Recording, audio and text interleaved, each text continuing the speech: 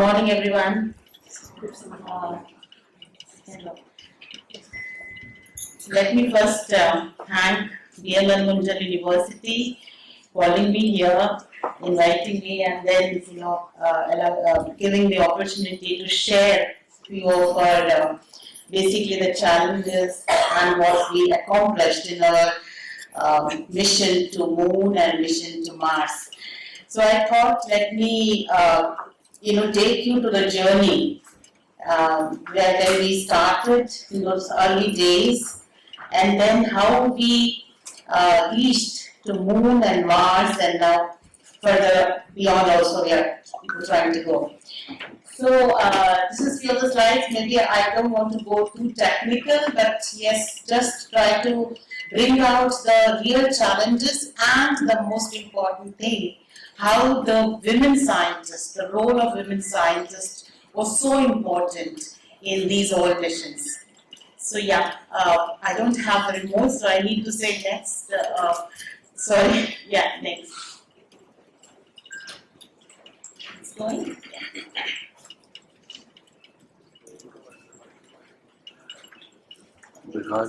Slide.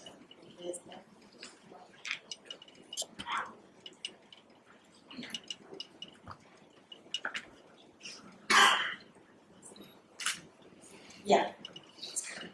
So yeah, let us start in those initial days. We all know we had a great ancient civilization with our medical texts dating back to 800 BC. And Indian astronomy was at its peak in 5th century under the great astronomer and mathematician Aryabhatta.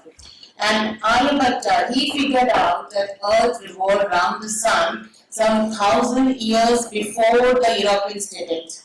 But then, yes, the waves of colonization and invasion led to the decline of science in our country. Not until independence we could make a fresh start. And for Indian space program, the story goes right back to 1960s under the vision of great physicist Dr. Vikram Sarabhai. Yes, these are the next. These are those initial days, the very humble beginning with very limited resources we started. This you can see, when the part of the rocket is getting carried on the bicycle, or the bullock cart is carrying the satellite. So these were the days where we had very limited resources, but yes, we started. And then our first satellite, it was launched in 1975, Aryabhatta, where the year when, my initial childhood days, so first satellite was launched in those days. And then later on we continued our efforts to build much more sophisticated rockets, satellites, culminating into our first moon mission, Chandrayaan-2. How many of you know about this Chandrayaan-1 mission? Now we know Chandrayaan-2 and 3. But Chandrayaan-1 was a very, very significant mission, the first time moon mission which detected the evidence of water on the surface of moon. And with this successful mission, our next step had to be our neighboring planet, Mars. That is mission to Mars. Next. So sometimes we always question, why we have to go to Mars or the Moon or all such space exploration. Why is it required? To go to Mars, yes, still we have a lot of unanswered questions now. Just getting a lot of discoveries are happening when we keep watching, when we keep seeing the Martian surface. So it is like, because in far future we have to really find, whether it is possible to find life on Mars, or it is possible to have a colonization.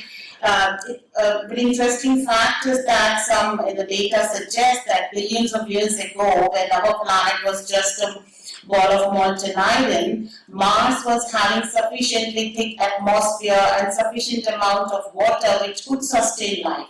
But as the years passed, our planet became flourished with life, and Mars lost all its favorable conditions. So what happened, and the data, when we get those data, it will really help us to understand what has happened and what will be the future of Earth or further or other planets. So such queries, we need to really have the instruments, the satellites going near to Mars or going near to other planets, try to understand its dynamics. So that is very important fact. Then important requirement. Then improving the quality of life on Earth itself. See, such missions are not just mission that it is only working for mission to Mars. There are so many technologies get developed for realizing a total end-to-end mission. For example, one of the space software programs which was developed for one of such missions,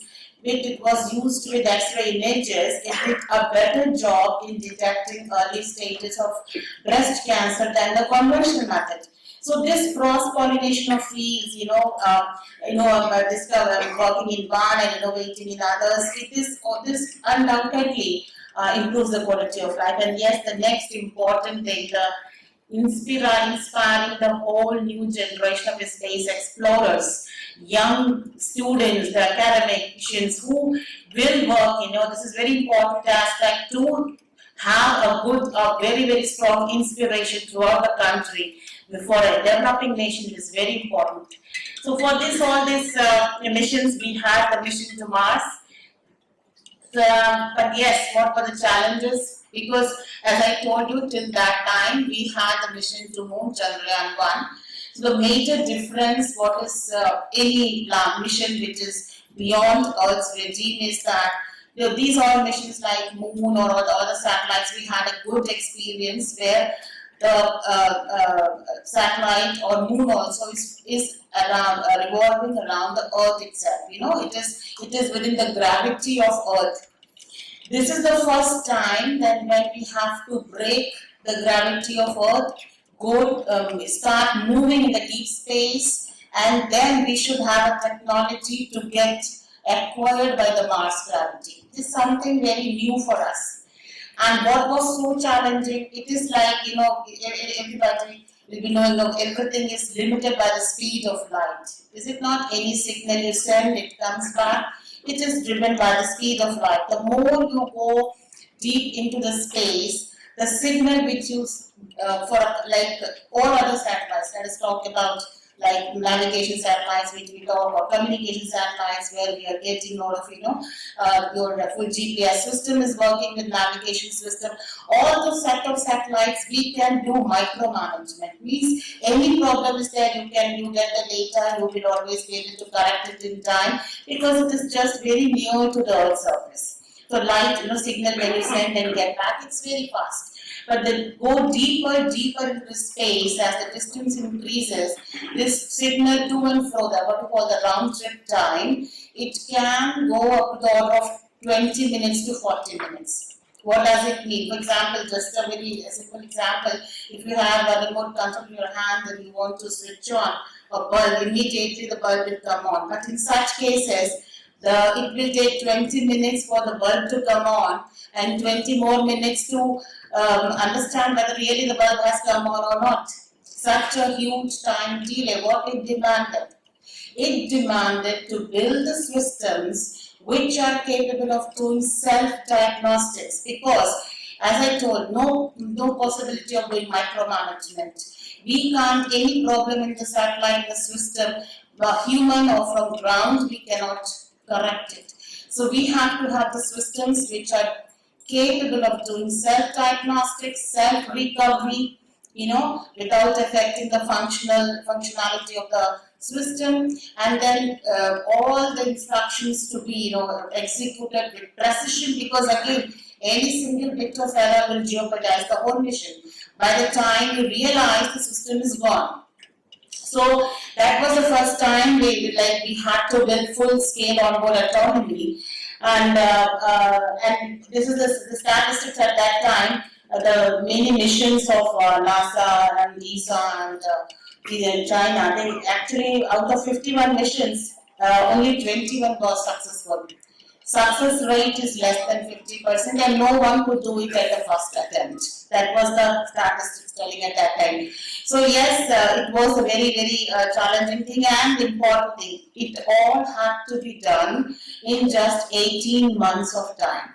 We had to realize this mission in just 18 months of time, where we did not have this heritage. So we started, okay, this is one of the milestone which we have to have all board autonomy, and we used to have brainstorming sessions. I'm very happy to say that in the team of those engineers and scientists, the women contribution was equal. You know, you find it whether it's electrical or thermal or computer science, data science, any team you look, the women scientists were equally contributing. That was a team which worked for it day and night, and we could achieve in, thousands of lines of codes were written, tested, verified, reviewed in just 10 months of time.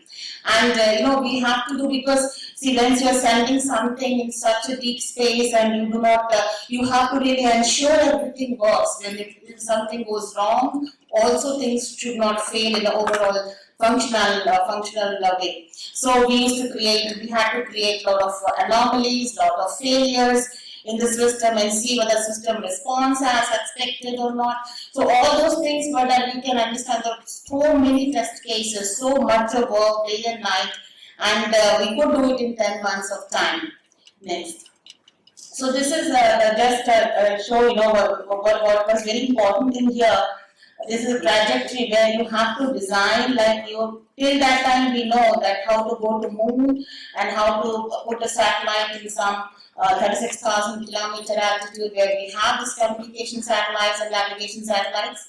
But then to go to the Mars, which is around 200 millions of kilometers distance, and you have to design a trajectory, a precise path, which will take the orbiter from Earth to Mars, and this is very important, because we have to design this path, this trajectory or this path design. It is a very, very complex problem.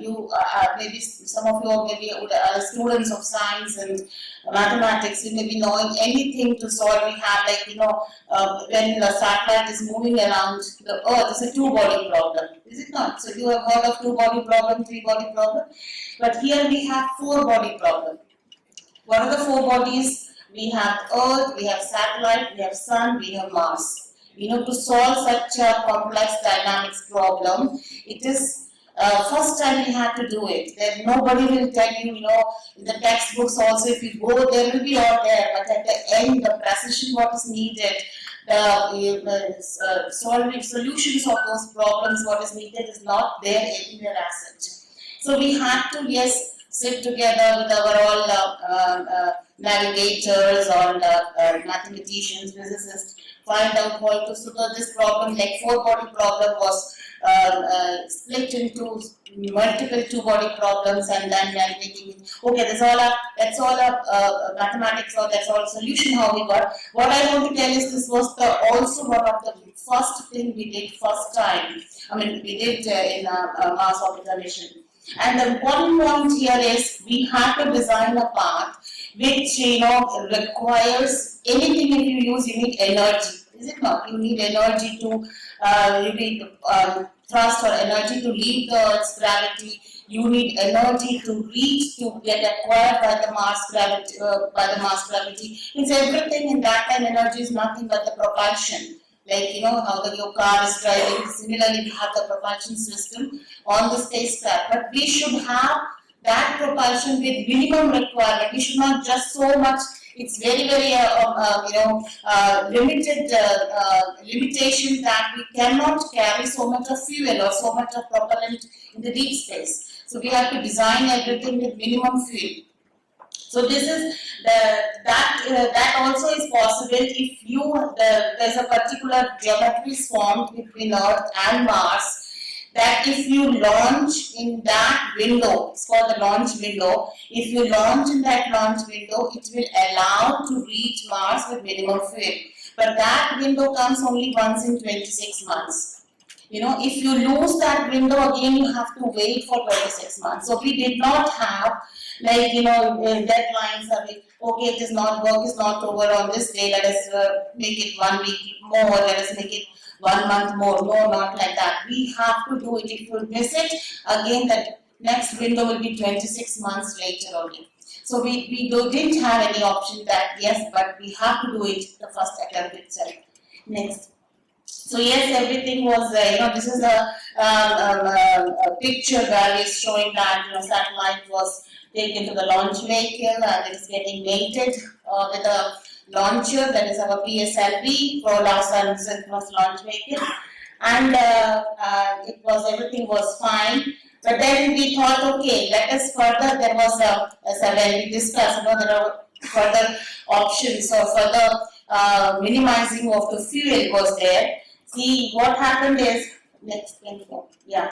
So this is a picture you show. There is a Indian, the Sriharikota. We have the launch pad and the satellite. The launcher lifts off and injects. Usually, the satellite is getting injected somewhere in the Mauritius and somewhere in that Indian Ocean over that place. But then we saw that when you are having, if you try to make launcher to be in the orbit for longer time, instead of injecting somewhere in Mauritius, let it travel so much and inject somewhere in Pacific, then further you will be able to minimize the fuel. Because most of the thing will be done by the launcher itself and the satellite needs to carry less fuel. So we decided that yes, we should have the injection over the Pacific. This portion where we are to Australian region. So what was the problem? We did not have any ground stations. We did not have any antennas to track the launcher, to track the satellite. We decided that yes, let us put 2 ships over there. So those ships would take some 2 months of time to reach there. But then what happened? There was, as I told, there's a launch window. If you miss it, you have to just wait again. So there was near to the time, and we came to know there's a huge storm over the sea, and the ships were not able to move, and we were just running against the time, and that already we were delayed by 10 days. We had the window which was about to close, but then yes, in time, before the window was closed, our satellite on 5th of November 2013, our launcher took off and put the satellite into its parking orbit. So that time, it was really like we were driven by those tight deadlines which were not in our hands. But as I can say, we had a good, to do that. Yeah. Next. So this is something which once the satellite is injected, again, what is new thing about here? Usually you will find that any NASA or ESA missions or any other international missions or missions by JAXA or any other agencies, they will launch the vehicle exactly and it will take to the final path. But because as I told, we have the limitation of the fuel and propellant. So from the launcher, when it launches, then it is putting it into a parking orbit. After the parking orbit, again we have to know with every perigee, the distance where the from the Earth is lesser distance is called the peripoint, and the distance where it is more is called the apopoint. So at every peripoint, when this Earth's gravity itself is more, so if you give lesser energy, with less energy itself, its orbit will get raised. So that concept first time was used. It's like multiple slingshot trajectory. So with this, every slingshot, every ball, we will be able to increase the distance from the Earth. We will get more and more higher and higher in orbit. And then 25 days later comes the point where if you a little bit energy if you give, the satellite will leave the Earth's gravity well and start moving towards the Mars. So that was this is very important, very critical phase at the time when you are trying to go towards the Mars, because this is called the cruise path, and this is like transfer trajectory. If you, what is most important, the performance of 99, what does it mean 99.9%? It means that when we are leaving the Earth's atmosphere, Earth's gravity, the direction has to be very precise. If the direction is having error of 0.1%, say, you will be leaving the Earth's gravity, but then when you reach towards at the point where the orbit of Mars is, that time you will not find Mars. Mars would be somewhere else in its orbit. So this is the many missions actually failed at this point. By leaving the Earth's gravity or before leaving the Earth's gravity. But yes, ISRO made history on 30th November 2013 itself, when first time we successfully left the Earth's gravity. So yes, the distance was around how complex it is or challenging it is to get the direction. You can see here, just go out and then you have to hit the golf ball to a hole which is located somewhere in the Los Angeles. So the ball has to go straight into the hole, and to make it more challenging, the hole is moving. You can just, because every full dynamics, Earth, Mars, everything is moving. You can go to next. So this is the challenge. This is the complexity, or this is the challenge which we had to. It's not a challenge, but it's a very complex problem which we have to ensure that yes, we get the solution, we get the right direction, and yes, we achieve the correct cruise path. The distance to Mars was around 650 millions of kilometers. It was taking 10 months of time to reach there. And here only one point when I want to bring out, because when we have this 10 months of time, the satellite is, the orbiter mission, Mars orbiter is going towards the Mars, we had to keep a watch continuously on the track. As I told, the path, the cruise direction is very important. If you miss little bit, because a lot of perturbative forces are working on it, your trajectory may get, your path may get deviated. So you have to keep track continuously, navigation like what we do with our GPS system. Everyday maps, you will find where to go, but therefore who will tell where to go. So we have to have our own navigation systems with the Doppler and the ranging data. And then any time you find that your path is not okay, you have to correct it. You have to do corrective maneuvers. But then, and so it is the job of 24/7, because there we don't have day and night and 9 to 5 job and like that. It has to be continuously monitored and continuously attended to. And that time when it was happening, okay, when we have a group of scientists and engineers, they were like women scientists and men scientists. So it was thought, okay, let us say the night shift will be taken up by men scientists and let the day shift by women scientists. Then we came up and told, no, if we are doing equal contribution, the responsibility also is equal.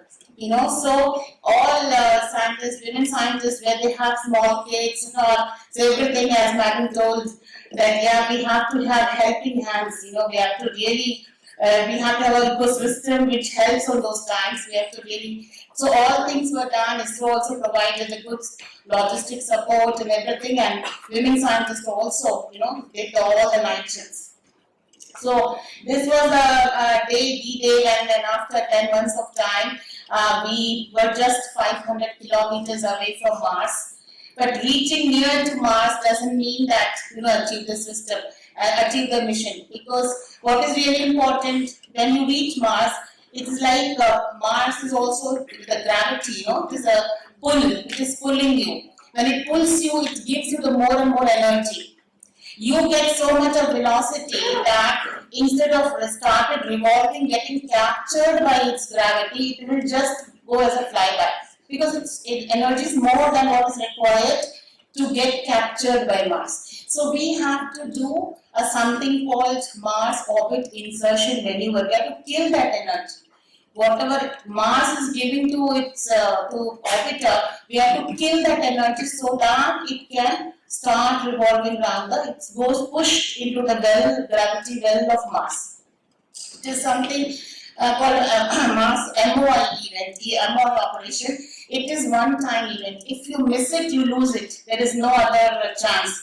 Because it will again become just a satellite around Sun. It will start rotating around Sun. It will not get captured by Mars. This was the first one-time event. So yes, being the Deputy Operations Director, me and my team was responsible to ensure that all these operations, all the instructions which are given to the system are accurate. There's no chance of having a single bit error also. Because after reaching so much, you can't have any error in those instructions or in those commands. So yes, on that day, morning 7 a.m. IST, we got the first signal indicating the correct start of the sequence, onward sequence, and then a few minutes later the engine started firing. Engine which was supposed to kill, it will fire such that it kills the energy. That is a very important thing. So engine started firing, everybody was really, yes, half of the mission is achieved, like that we can say. Then few minutes later, the data stopped. What happened? Basically, it is a known phenomenon only, because what happened, the satellite goes behind the Mars. It is going and is going behind Mars, and no data can come to Earth. So for those 21 minutes, everybody was just, our eyes was glued to the computer screen, waiting for the data to come back. And then at 8 a.m. IST, the history was made. This is the picture.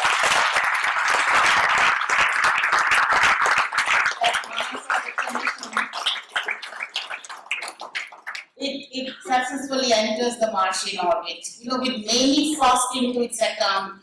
As I told, the first Mars mission in the world to succeed in its first attempt. It was the most economical project. It is, if somebody tells, it is like a budget lesser than the movie, Gravity movie itself. Then the project realized in the shortest time of 18 months, just 18 months, this complex project going to Mars, getting captured, everything in just 18 months. And first Indian satellite having full-scale onboard autonomy. Even the NASA team has awarded ISRO team with a smart machine, smart project. And then this was the important, why I am here, is this youngest team of women and men scientists together work for equal contribution from all women scientists and engineers. Yes, after, this is the things like, it has sent a huge amount of data. We could generate the Mars Atlas, and these are in the orbit which we entered. We could get a full, no other orbit, no other mission till up to now to Mars could take the view of Mars in one glimpse. But because of our orbit nature, we could see how the North Pole looks, how the South Pole looks, how the dust storms move in that on the Martian surface. So all those things is going on, even that this lot of data is still there and work is going on. Next to, after going to any orbiting mission, and also already we had Chandrayaan-2 and then orbiting to Mars, what is next? If we go to such missions, what is, as I told, whether colonization is possible, whether we can go and dwell there, or whether can we bring some resources from those planets or moon to our Earth itself.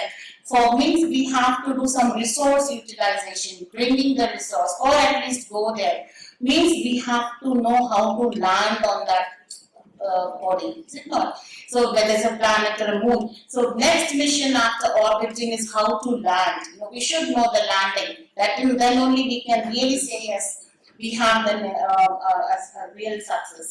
So we decided, okay, like have Chandrayaan-2, where we had gone to moon, we have gone to Mars, but let us see now go to Moon. So as I told you, Chandrayaan-1 detected evidence of water, and mainly at the south pole region of the Moon. So we thought, yes, that this plan was like, let us go towards the south pole of the Moon, south pole region of the Moon, because it is already evident that a lot of resources, water is also there. So let us go there and then do some in situ experiment and try to understand more and more about it.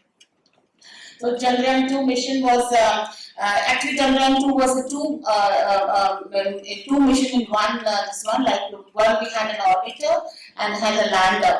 So after a certain time, when it reaches to Moon, orbiter will get separated from the lander, and it is continuously orbiting. Now also Chandrayaan-2 orbiter is continuously in the orbit, sending huge amount of data. Many types of instruments and payloads are there. And then there was a mission lander which had to land. Now, landing mission, what is the most challenging thing? For any landing mission, what is the first requirement is? You have to have a safe place where you can land. Is it not? A safe place where you are going to a region where you do not know how the surface looks like, what type of boulders or craters or mountains or what type of geographical features are there. So we have never gone there, so how to find the landing site, that is the very important thing. Now also if we go and get about any purchase of a site, how many times we go and try to understand how the surrounding is, how the things looks like, whether it is okay or not. And here we have to go to a place where we never know how, we have not known how is it looks like. So, but we have some few of the orbiters which have given the good images. And as I told, Chandrayaan-2 orbiter itself was having a very high resolution camera. It was imaging the polar region of the Moon, and it could give us very high resolution. No other orbiters of NASA or ESA have that resolution. We had first time put the camera which was having such a high resolution, and then those images were used to understand how the surface looks like, where is the safe place to land, and there also this we call a landing site selection. It was a very, very challenging job, and here also women, very young scientists have worked on this. Men and women, young scientists have worked and found, yes, this is the place where you can land. Everything was fine, yes, but then we had observation. We could not land safely on the Moon surface. Everything, just few meters away, we didn't get the data. The data was stopped. So then what happened? So this is what such missions are. We, as I told, we design for the system. We also place the solutions if any problem happens, any failure happens. The system is capable of doing the recovery.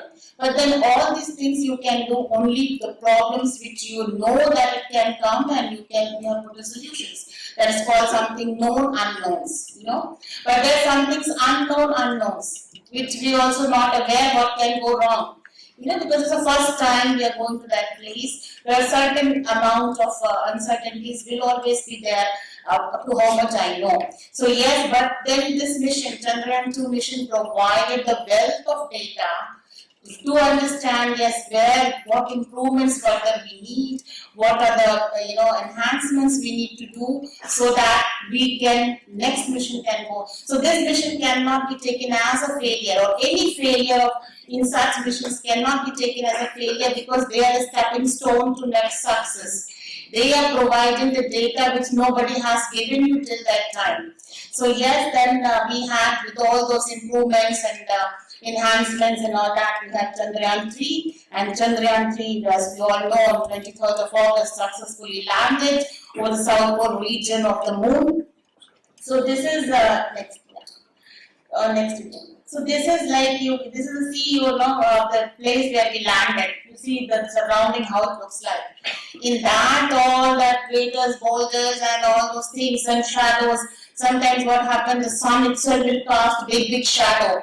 So you will not get the power also. Energy itself you will not get. What you need to survive. So you have to really find a place where these all things are not there. So in that whole region we found place and where we landed. So this is you can see, all these missions, as I told, the participation from women scientists was very, very important. So contribution in these challenging missions is exemplary, and it has really created a huge inspiration and motivation among girls and women across the nation. It's setting an example how to include, inspire, innovate, and move towards a better world of equality. This is the example of that, Shiv Shakti point given by the Honorable Prime Minister. Landed with the full, with the team of women and men scientists which could make it successful. So this is the set an example where we together have to move, and then only we can have a better world. Thank you.